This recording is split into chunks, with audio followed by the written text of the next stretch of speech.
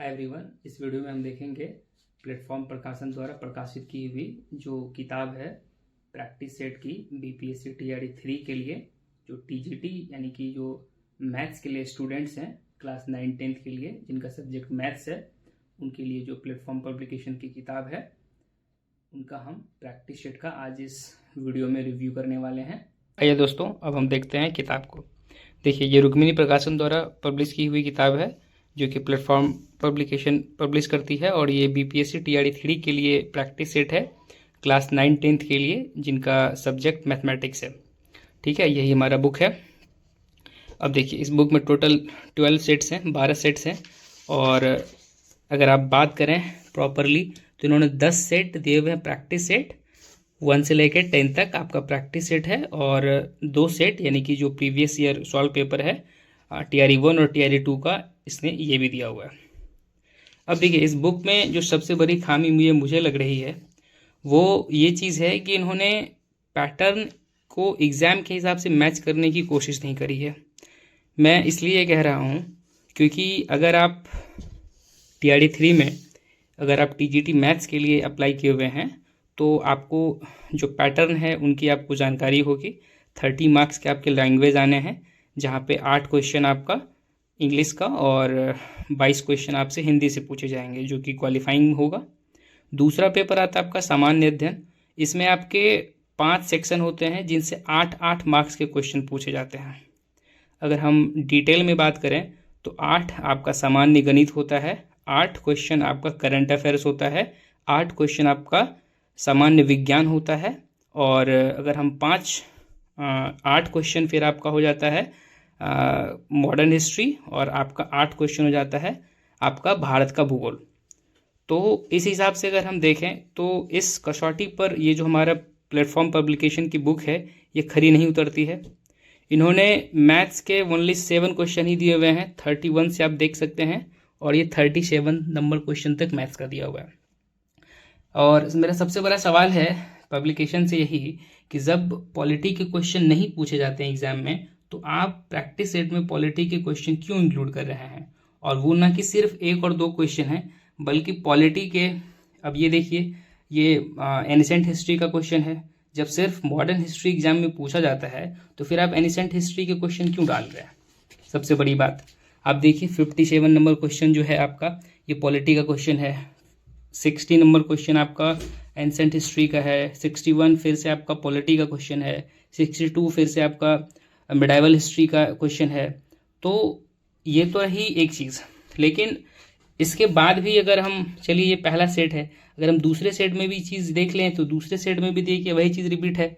31 से लेकर 37 तक आपका जो है सामान्य गणित है और फिर आपका देख लीजिए पंचायती राज अधिनियम कब पारित किया गया, ये आपका पॉलिटी का क्वेश्चन है।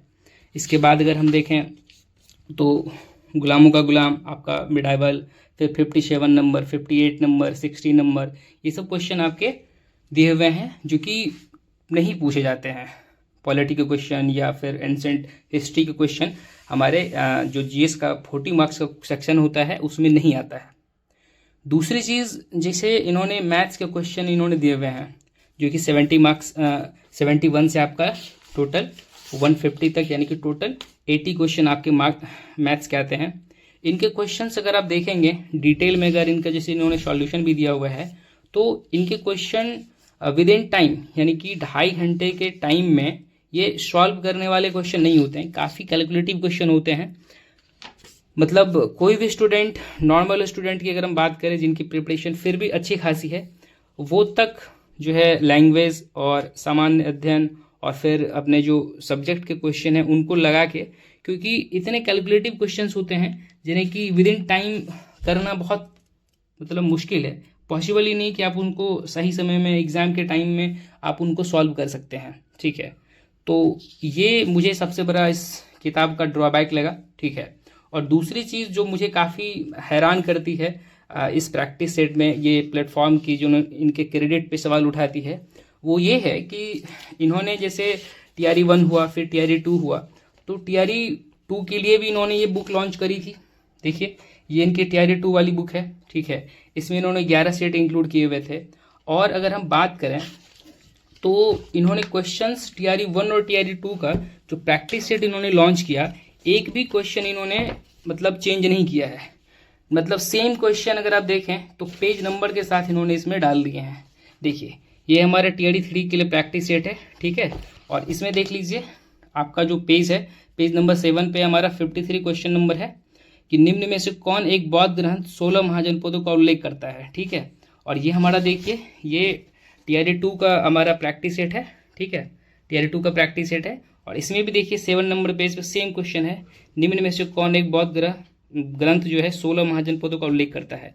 तो ये बहुत बड़ा सवाल है प्लेटफॉर्म के लिए कि आप इस तरह से जो स्टूडेंट्स हैं आप उनके साथ एक तरह से कहीं ना कहीं चीट हुआ है कि जिनके पास दोनों किताबें हैं, बताइए वो उनका तो पैसा एक तरह से बेकार हो गया।